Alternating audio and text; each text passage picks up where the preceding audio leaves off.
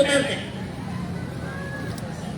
Ngunit kapag iisipin natin, itong ating mga senador, kapag sila ngayon mag-iisip at pagbuboto sa resolusyon kung itutuloy ang impeachment ni Sara Duterte, iisa ang kanilang iniisip, ang 2028, kung saan nila dadalhin ang kanilang tayak. At tayak ba sila laban kay Sara Duterte o hindi? Eh kung si Sara Duterte ang manahin sa 2028, baka maging outside na kalumpong sila.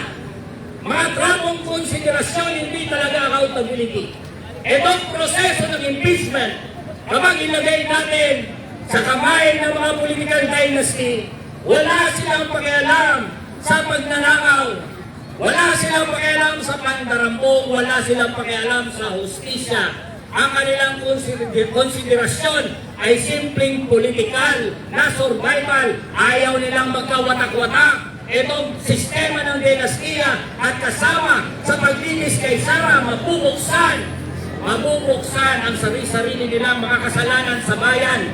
Dahil ang Pilipinas ay hindi paraiso para sa mamamayang Pilipino. Factory ang Pilipinas ng mga mandaranggo. Hindi lang si Sara Duterte ang magnanakaw, kahit si Chief Kilay Escudero ay magnanakaw. Na makailangan nag-insert ng bilyong-bilyong piso sa budget. Hindi lang naman si Rodrigo ang mamamatay tao. Hindi lang naman siya ang mass murderer. Ang Pilipinas ay factory ng mass murder dahil ang ating mga political dynasty sa kanilang pamumuno ay pumapatay. Yan ang kinakatakutan netong mga senador na ito na galing sa dinastiya. At binuksan ang proseso sa totoong accountability. Pagkakaroon ng president at sa president na yon na kapag naparusahan ang mandarambong at hindi lang ang mandarambong, ang tatay ni Sara na mamamatay tao pagkaparusahan, magkakaroon ng historical record na merong parusa, na merong hangganan ang pag-aabuso sa kapangyarihan, at lahat yan ay pabalik sa kanilang lahat dahil lahat sila ay mandarambong, lahat sila ay mamamatay tao. Kaya ang institusyon na ito ng Senado walang kapasidad na talagang ibigay ang tunay na accountability. At nakita natin hindi lang Senado ang kawalan ng kapasidad na yan.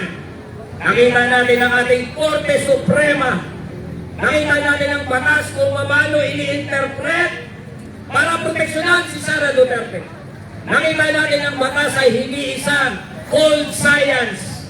Ito ay subject sa interpretasyon ng mga institusyon. At sinasabi nila, at sinasabi mismo ng mga dalubhasa sa batas, dahil ang Korte Suprema ay isang politikal na institusyon. At ang pag-i-interpret sa batas ay nakadepende sa konsiderasyong pampolitikal ng mga nag-i-interpret sa batas. Buong institutions na ng Pilipinas ang walang kapasidad. Meron tayong institutional paralysis na parusahan ng mga mandarambong at mamamatay tao.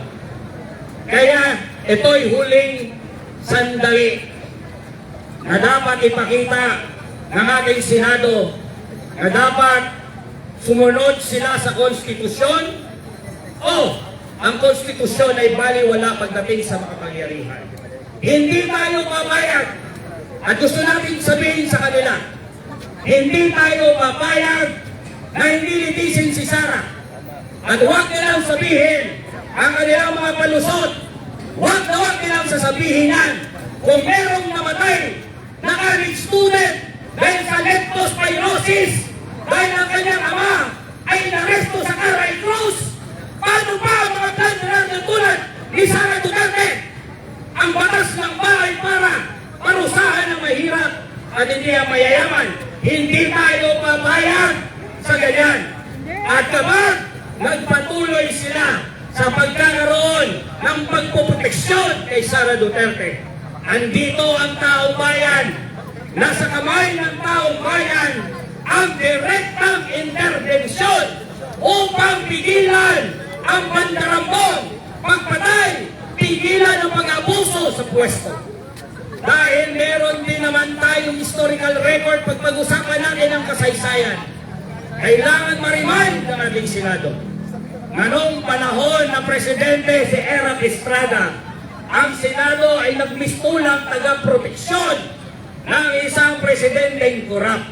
At alam na natin, mababasa natin sa kasaysayan, na dahil prinoteksyonan ng Senado ang isang korap na presidente, taong bayan ang naghusga, nagkaroon ng direktang interbensyon ng masa, nagkaroon ng paggigiit na yung kanilang gustong ipawalang sala ay nagkasala sa taong bayan at nagkasala sa kasaysayan. Nandito tayo ngayon upang ipakita at i-remind sila na merong kapasidad ang ordinaryong mamamayan, merong kapasidad ang mga manggagawa, merong kapasidad ang mga maralita, merong kapasidad ang mga magsasaka, mangingisda, ang ordinaryong Pilipino, merong kapasidad na sisingilin silang lahat at sisingil tayo. Magbabantay tayo ngayon.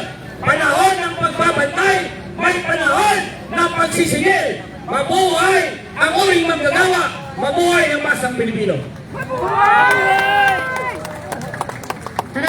Maraming salamat kay Luke Espiritu mula sa Bukluran ng Manggagawang Pilipino. Labis ang pagnanais